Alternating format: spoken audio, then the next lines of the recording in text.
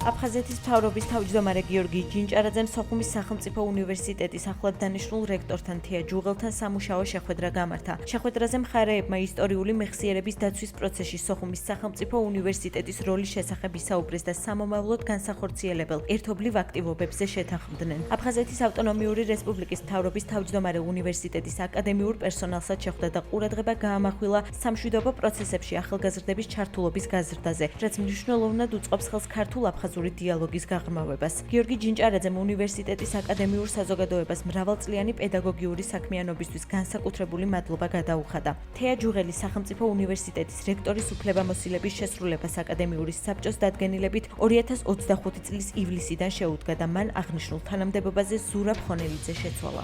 სოხუმის სახელმწიფო უნივერსიტეტი არის ეროვნული ღირებულების უნივერსიტეტი და ჩვენთვის ძალიან მნიშვნელოვანია მათთან თანამშრომლობა.